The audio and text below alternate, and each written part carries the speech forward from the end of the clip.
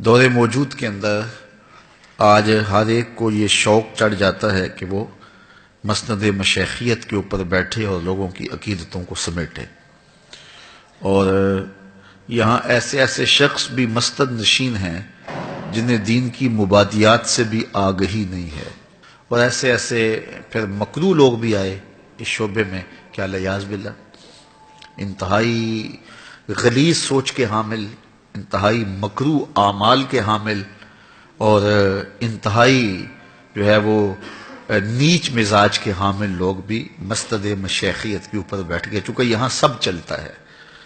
یہاں اگر کوئی گالیاں بھی دے تو اس کو بھی حکمت سمجھا جاتا ہے کہ یہ گالیاں دے رہا ہے، اس کی بدتمیزی کو کہا جاتا ہے یہ عزت کا جلال ہے۔ تو جبکہ اسلام نے تو ہمیں قیامت کے دن جب نامہ اعمال پہ عمل رکھے جائیں گے تو سب سے زیادہ وزن جس عمل کا ہوگا وہ حسن اخلاق کا ہوگا، شریعت ہمیں یہ بتاتی ہے، اور یہاں اس کو جلال کا نام دے کر کے اس کے لیے جواز قائم کر لیا جاتا ہے۔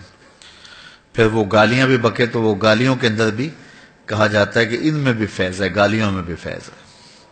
فیض تو قرآن میں ہے، فیض تو رسول اللہ کے فرمان میں ہے، فیض تو شریعت بیضا کی پابندی میں ہے، لیکن وہاں بھی گمان کر لیا اور اس پہ اعتقاد پختہ ہو گیا، اور پھر یہاں جو بھی ہے چلتا ہے۔ تو یہ ایک دردناک صورتحال ہے جس سے لوگ اللہ رسول سے دور ہو گئے۔ حضرت سیدنا غوث اعظم رضی اللہ تعالیٰ عنہ نے اس حوالے سے ایک ضابطہ دیا ہے، اور وہ 12 چیزوں پر مشتمل ہے۔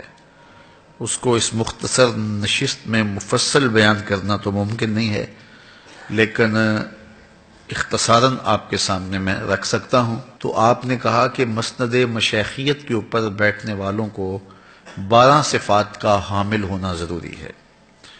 اس میں سے کہا 2 صفتیں اس میں اللہ والی ہوں، ایک اللہ کی صفت ستار کا مظہر ہو، ایک اللہ کی صفت غفار کا مظہر ہو، پردہ پوش ہو، چغل خور نہ ہو۔ دوسری خوبی یہ ہے کہ معاف کر دینے والا ہو۔ 2 خوبیاں رسول کریم صلی اللہ علیہ وسلم والی، ایک شفیق ہو، دوسرا رفیق ہو، شفقت مزاج میں گندی ہوئی ہو، رفیق ہو، رفاقت کے حق کو جانتا ہو۔ 2 خوبیاں اس میں حضرت سیدنا صدیق اکبر والی ہوں، ایک صادق ہو، دوسرا مصدق ہو، یعنی سچا ہو اور سچ کی تصدیق کرنے والا ہو۔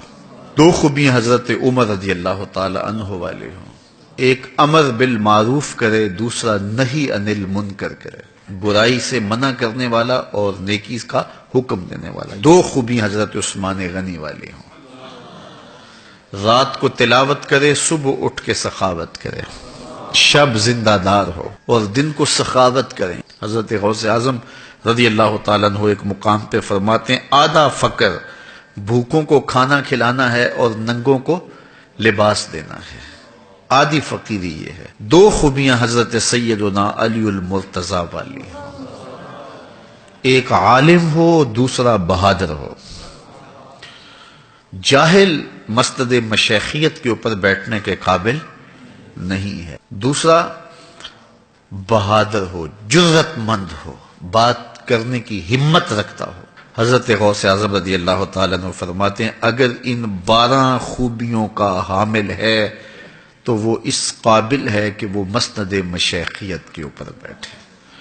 اب میں اور آپ دیکھیں کہ دور موجود کے اندر ایسے ایسے بدبخت لوگ ہیں اور لوگ ان سے اپنی عقیدتیں وابستہ کیے ہوئے ہیں۔ یہ روز سوشل میڈیا پہ اور اخبارات میں اور مختلف ٹی وی چینلز پہ کوئی نہ کوئی جو ہے وہ کہانی ہمارے سامنے آتی ہے، اور لوگ پھر ہمیں فون کرتے ہیں جناب اس کے بارے میں کچھ بیان کیجئے۔ میں نے کہا ہم نے تو اللہ رسول کا بتلایا ہوا معیار دیا، ایمان اور تقوی، اور ہمارے بزرگوں نے پھر اس کو کھول کھول کے بیان کیا، اور حضرت غوث اعظم نے تو کتنی کشادگی کے ساتھ ایمان اور تقوی کی تشریحات کر دی ہیں۔ لوگوں کی عقیدتیں جب لوگوں سے وابستہ ہوتی ہیں تو اس میں جب اندھا پن آتا ہے تو اس نے بہت سارا جو ہے وہ نقصان کیا ہے۔ اس لیے جاگتی آنکھوں سے زندگی گزاریے گا، اور کسی شخص کو راہبر دل بنانا ہے تو پھر اتنی جلدی تو دل کا سودا نہیں کر دینا چاہیے، اس کو ہر طرح سے پرکھنا چاہیے اور غور و تدبر کرنا چاہیے۔ ایک پلاٹ خریدنا ہو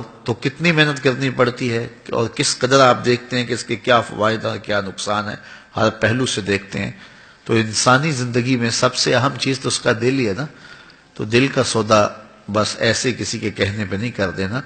دل کا اطمینان اور اس میں وہ شرائط جو ہمارے مشائخ نے، ہمارے بزرگوں نے رکھی ہیں، بدرجہ اتم نہ صحیح لیکن اس کا عکس اور سایہ ضرور دکھائی دے. اللہ اپنا خاص کرم فضل ہم سب کے شامل حال فرمائے.